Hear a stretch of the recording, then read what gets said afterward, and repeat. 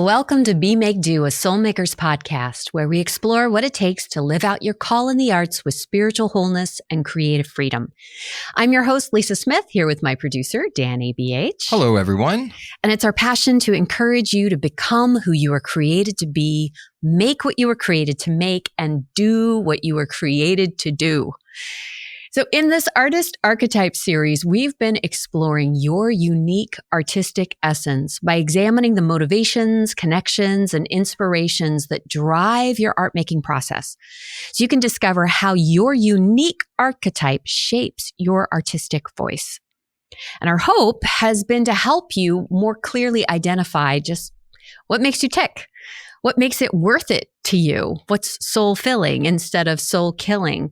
So that you can think outside the box when it comes to crafting a path for your art making.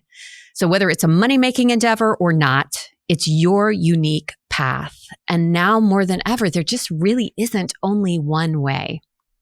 Yeah, Lisa, I got to say, this has been my favorite season so far. Really? Yeah. I mean, just having the companion piece with this series and being able to talk to all the amazing guests that we were able to talk to. We connected with a ton of our listeners through Instagram, through email, through DMs. Yeah. It's been awesome. And honestly, I've learned a lot about myself with this series. Yeah, especially when we did the soul healer. when we did the soul healer one, because I went back and forth saying, I'm not a soul healer, I'm a maker, and I'm definitely not a maker.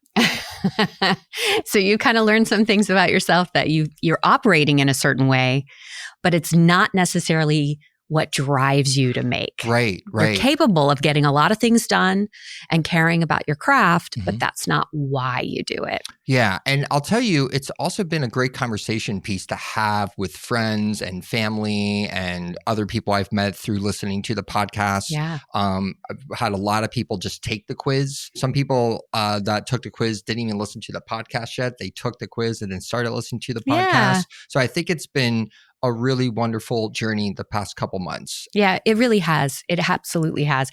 And I'm very excited because we've decided we want to continue this conversation. So what are we going to do, Dan?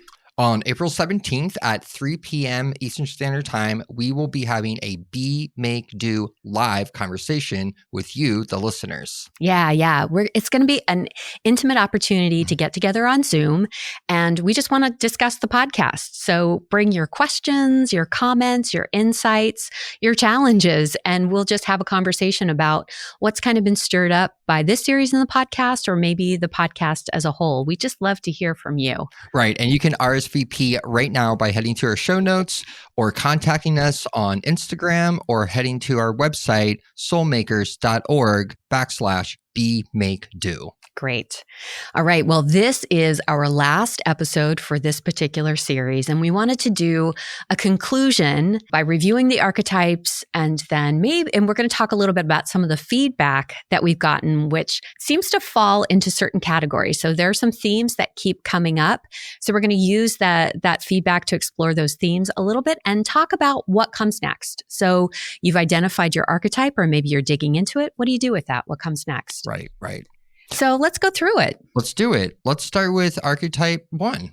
All right. The storyteller. You are motivated by the possibility of stirring curiosity, wonder, and a deeper sense of truth in your audiences. Yeah, storytellers are great because they have this potential for seeing the power of art and what it can do, and are motivated by helping other people see how those aha moments. So they have something very specific that they want to communicate and convey and express through their art making. But on top of that is this joy in that light bulb going off, or the change, or like people experiencing something and maybe having a different way of seeing things when they leave the theater or finish the book or read the blog post or leave the concert, whatever it is. So yeah, that's the storyteller. All right. The second one, the maker.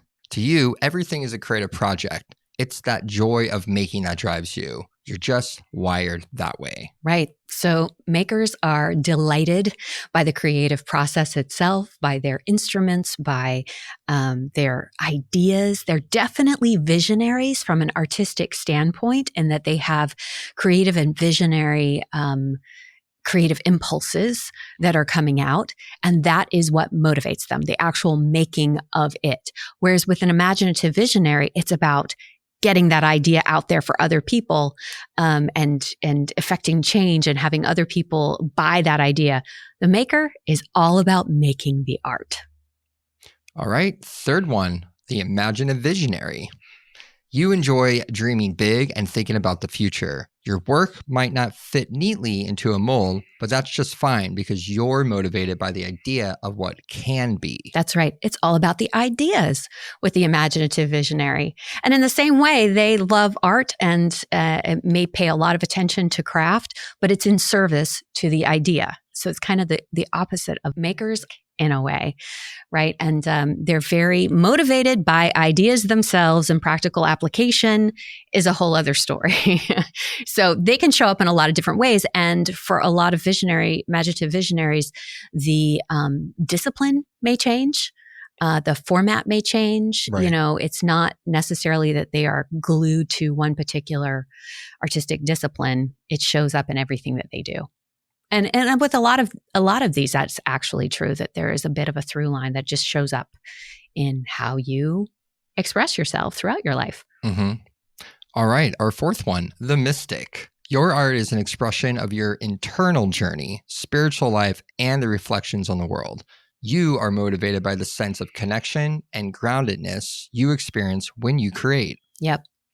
For the mystic, art making is all about making sense of the world, connecting with God, making sense of their own interior life.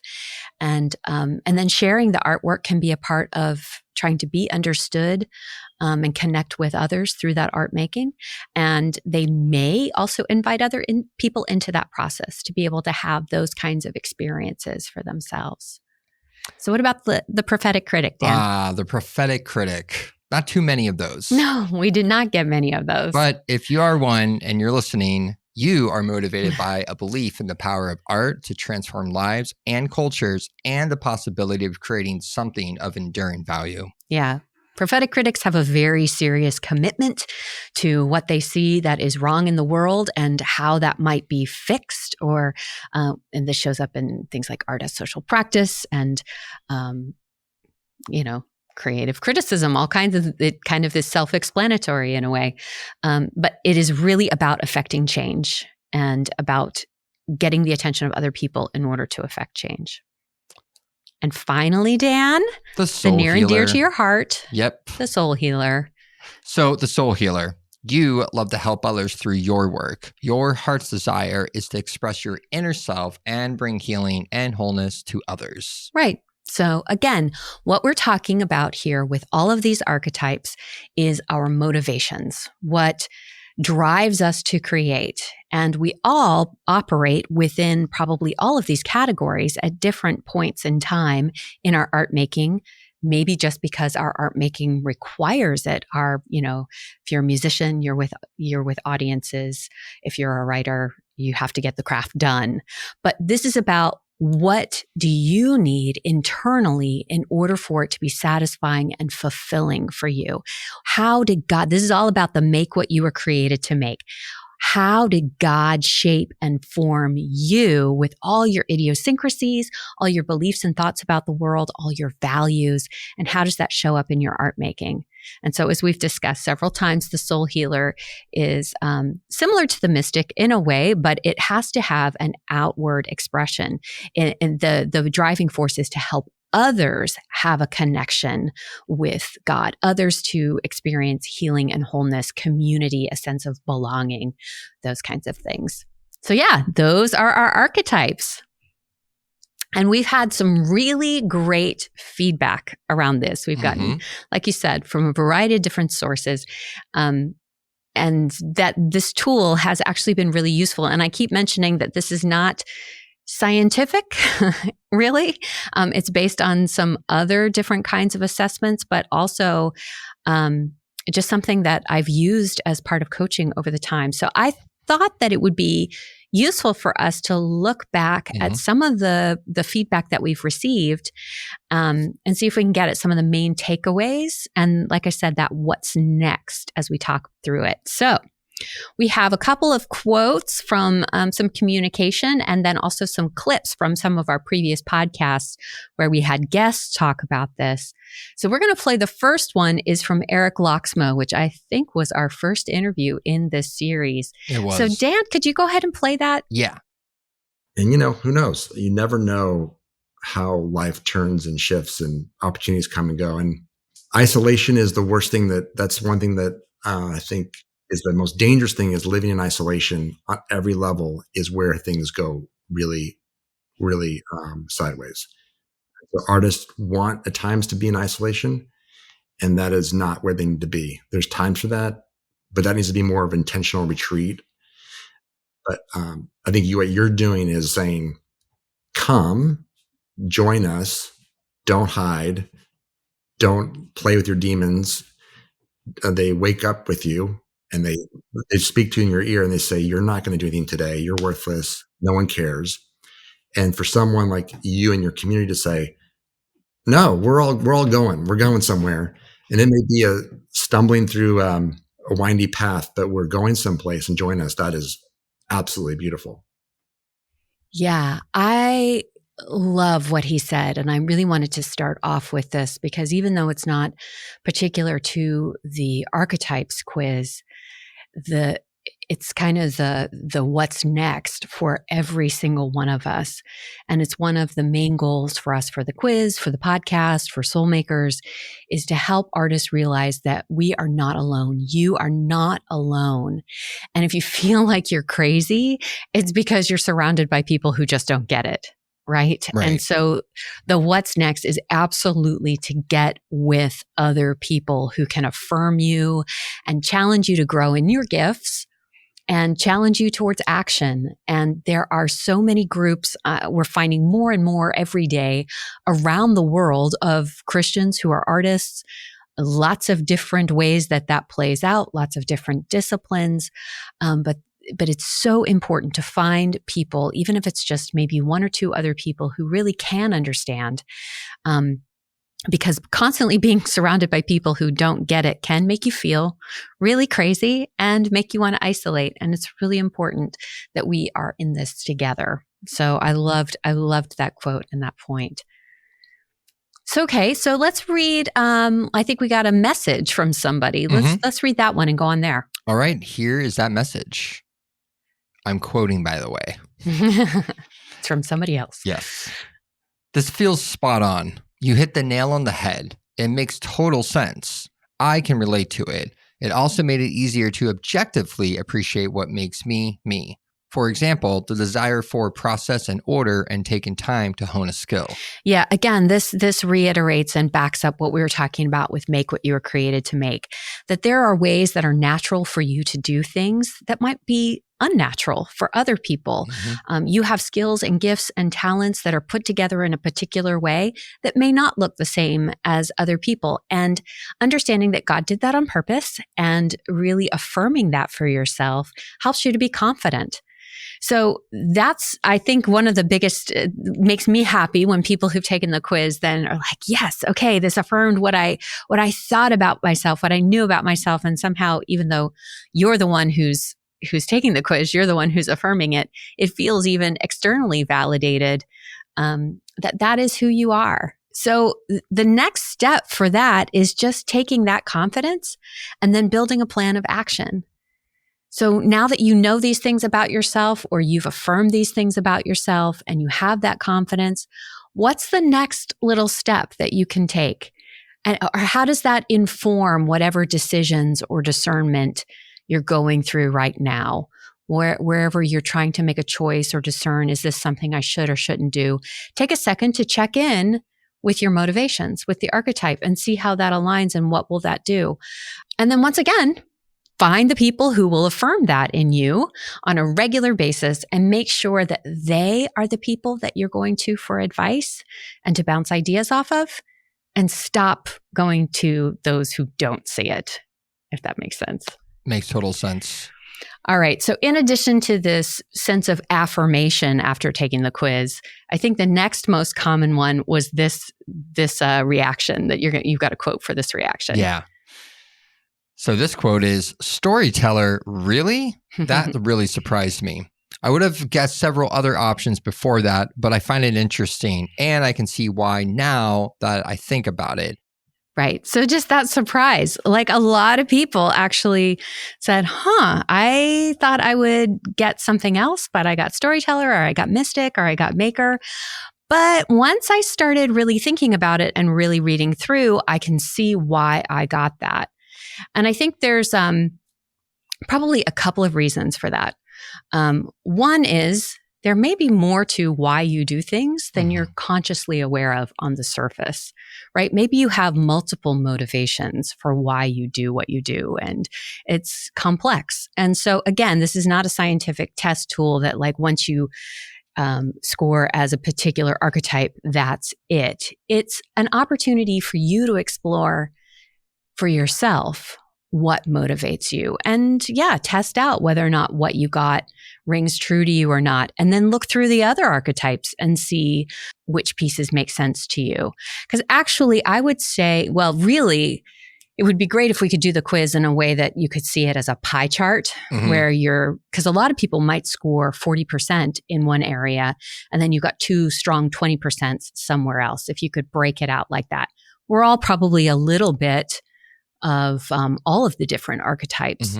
What you received in your results was the primary or the strongest one. But go ahead and you can figure that out for yourself to say, yeah, I think I'm kind of like a mystic soul healer, or I'm a prophetic critic maker. It doesn't really matter. The point is that as you look at those things that make up that archetype, that you're paying attention to, how much time am I spending developing my craft? What decisions am I making about whether or not it's important to me to make money with my artwork? How satisfied am I if I never get to show it to somebody else? And these are the questions that you're asking to then create a path, a career path, a rhythm in your day and your week that's going to fill you up. And also, by paying attention to those things, you're paying attention to the way that God made you. And you want to pour more into those things so that you can do whatever it is that you feel led to do or whatever God has put in front of you. And there was another really funny conversation that went along with this surprise. Somebody else who was really surprised because she thought that she would probably test as prophetic critic. But then she actually got soul healer. And we were talking about why that was. And she kind of realized that she has this intense sense of what could be better in the world or what needs to happen. But the motivation under that is really about helping people to heal. And so there has to be a one-on-one person or a group environment, not just making in the studio. So she kind of felt guilty that maybe she wasn't spending as much time in the studio as she should. But then she started seeing, no, wait, these groups that I'm hosting are actually part of my art making. It has to be balanced for me. And oh, great. Now I don't have to feel guilty about not being in the studio because I'm making art in both of these places. And she said, I'm not a prophetic critic. I'm actually a cranky soul healer, which is really just funny because being able to see clearly what it is that's important to you can then help you to be free to do the things that you really need to focus on to make what you were created to make, but also to be able to be a full and whole person yourself. So that was a lot of fun. Yeah. We have another quote from a podcast episode we did with Tammy Dixon. So why don't you go ahead and play that one, Dan? Okay. Oh, yeah. I mean, I was 80% storyteller and then 20% something else. And then I always focus on what I'm not, right? I mean, I was 0 in the other ones. I'm like, why am I not some magical mystic person? But, you always want what you don't have. And then you get what you think you want. And then you don't want that, or else you want more. I mean, nothing is never enough. And to know the big why we're here, why we do this, what motivates us is such a challenging question because, the And I'm older now. And yeah, when I was younger, I wanted to be famous. I thought that was going to be the answer to all my problems. When I'm famous, all these other things will line up and really all the inside, my insides will feel right finally, because I was searching for, externally what only can happen internally. And I don't know if a 20-year-old, without life experience would know that, would even think along those lines. Man, there's so much wisdom. Tammy is a storyteller and she's really good at it. And she has so much wisdom. I loved that conversation. And that thing that she said, I was searching externally for what can only happen internally. Boom. That's it. This quiz hopefully helps us to go deeper, to find identity in something bigger than ourselves. I mean, beyond the quiz. I mean, that's a big part of our call. And that's a big part of what we're exploring together with Be, Make, Do, is to seat call in who we are. And it's so important to get over our need to impress based on what someone else says is successful. Right? That's just the path to misery, whether it's fame or making a certain amount of money or being shown in a certain gallery or playing a certain number of shows or having a certain number of likes and follows or whatever that thing is. Chasing that is soul killing, especially for a lot of people. So this idea of really going internally, focusing on the internal work to find that sense of fulfillment and what life and your career means to you. Why did God give you those talents? What is it that you are meant to do with it? Forget about everything else. And we do, I think, in artistic circles, with probably all artistic circles, but artistic Christian circles do end up talking a lot about this tension of how do I make a living and how do I make how do I make an impact? How do I make myself visible? All of those kinds of things. And getting over that and working through that is important. But the other side of it is also important, which is to getting over what someone else says it means to be faithful. We also have to do that. So like getting over our need to impress based on what someone else says it means to be faithful. This is a really important thing. If you have a hang up or a question about what it looks like to be faithful as a Christian and as an artist, you need to figure it out. That's the what's next there.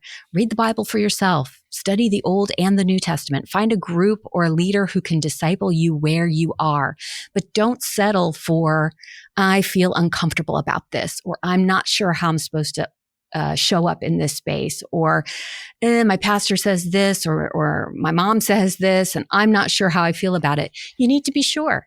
And there are ways to do that. And I'm glad you're listening to the Be, Make, Do podcast. That's a big part of what we're trying to do. But take the time and don't be afraid to dig deep, to find that answer for yourself so that you can stand confident and secure and move forward boldly, knowing that you are being faithful to who God created you to be. That's a big one. Talking about seeing the through line in things, there's another, an email I think we received from somebody. Can you go ahead and read that quote? Yeah. Quote, I took the quiz and it said I was the mystic. Did you think I would be the imaginative visionary? I think I have qualities of both, but innately, I'm following a desire to commune with God and others and with authentic mystical connection. I think that leads to creating new and visionary ways of living. Perhaps when I was younger, I wanted to actively imagine new alternatives. Now I want to listen more, and the imagining of new ways simply comes. Yeah. So I guess, again, this is similar to some of the other conversation we've just been having. But the idea that maybe it might change over time, what your motivation is. But I think more than the actual motivation changing over time, the way it looks might change over time. So I've been having a conversation with this artist who's currently living in Greece. And I knew her when she was in Detroit for a while. And her work to me looked like a prophetic critic or imaginative visionary. But as we were talking and she was telling me what she had scored, it turns out that she's a mystic. So for her, as you heard in the quote, for her, following the Holy Spirit and continuing this path of making sense of the world and then helping other people to make sense of the world through art shows up in all kinds of different ways. When she was younger, it was through artist social practice, community practice. Now it's leading intimate retreats and travel experiences and all kinds of different things. So that's important to notice, that you may be somebody who at this point in your life is doing, is a mom. You know, you're raising small children, and understanding that those skills and the way that you parent is still part of that motivation for why you make art. And so the things that you are developing now might be called to bear later on in the studio, or what you developed in the boardroom might later come into how you work your craft on stage. Like, it's part of how you show up in the world. And if you were doing something else other than art, that would be how you would show up in those spaces. There's always this kind of layering of how what we experience and learn shows up and comes to fruition later. So that's an interesting exercise to look back over the course of your life and see if you can find that through line and how the different ways that it's popped up for you. The next steps there, like I said, evaluate that through line and just know that nothing is wasted. You can go back and listen to the Wise Hearted One series, and I invite you to look at the calling stories in the Bible, and you'll see this play out over and over again, that what's present when someone is first called or when they're young often is developed over time and shows up and pops up in different expressions over the course of their life and their calling. All right, we've got one more for you. Mm-hmm. This is, I believe, another email. Why don't you go ahead and read this email? You got it. I can't thank you enough for the last episode of the Soulmakers podcast on the Soul Healer. Wow, was I pleasantly surprised. I hadn't quite made the connection before about my desire to help others. It's why my art making truly isn't satisfying unless I'm part of a group. These longings and misplaced identities have been incredibly disorienting over the past few years, and it feels so helpful to have new language to make connection points in my story and my life. I feel like I've been surrounded by makers and possibly mystics who have different struggles, and so it's been hard for others to make any sense of how I can go from making art to wanting to share my story with a group, which has nothing to do with art making, but without sharing, the rest has lacked meaning. Oh, I love that email. That was really lovely.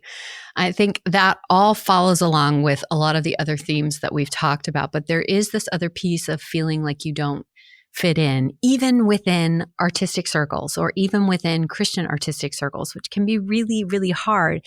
But hopefully, taking the quiz can help you to see that just because you don't do things the way that other people do it doesn't mean that there's something wrong. I love that she had the intuition to be able to see that she's spending time with makers or mystics who need other things out of that process, and to be able to say, okay, that's cool. That's what you need. And here's what I need. That then frees up so much energy to be able to, and time to spend doing the things that you are really called to do. So then what's next in this category is, don't feel guilty. Like, you don't, this is one of my things. We have to stop thinking that we get to make art, or we get to do these things that God has created us to do, or make in the ways that God has created us to make. You've been given a gift. And what do you do with a gift? You have a responsibility to use it. So you need to do the work, to have the confidence to persevere and to be supported in that journey. So find the people who can support you, do the things that you need to do to build up those ways that you work to secure that in your life, so that you can go out and become who you were created to be, make what you were created to make, and do what you were created to do. So no matter what, it's time to establish your own vision of success and the good life. and make that one that's based on solid values so that you can easily say no to distracting opportunities and yes to your inner calling. And remember, we've all had this experience. Others may dismiss your visions when they can't see the future that you do, when they can't see what your work is trying to do. But you have to trust your own instincts and stay focused, believing that what you do today is building towards tomorrow. And some people are just going to need to see it to believe it. So before we kind of wrap this up, why don't you read through that list of what you need to thrive, which, by the way, is the same for each archetype. The things we need to do are the same no matter what motivates us. And I love reminding people of things. Great. Okay? So here we go. So this is what you need to thrive. A rhythm of spiritual practice that you own and love will lead to an increased sense of wholeness. A strong peer support system, a commitment to developing proficiency in your artistic discipline so you can let go of ideals of perfection and embrace the joy of process. That's a good one. Habits of self-reflection and conscientious self-knowledge, a clarity around your vision and motivations, the capacity to constructively engage the issues that are facing our world, and tools for courageous action.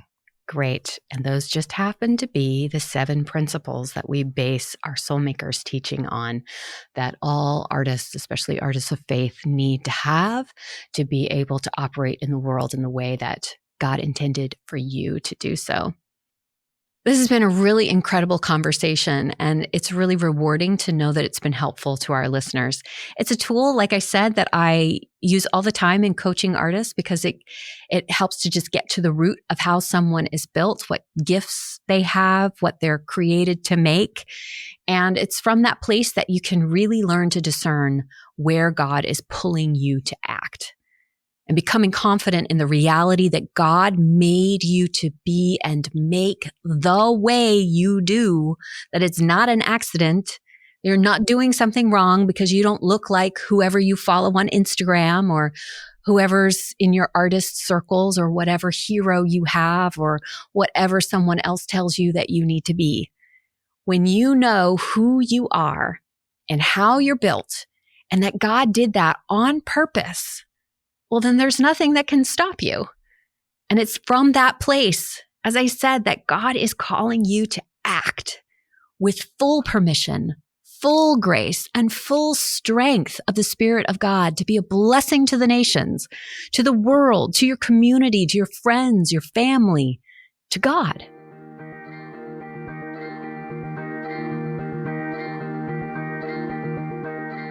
So what's next? You can find all of these descriptions and a list of what you need to thrive on our website.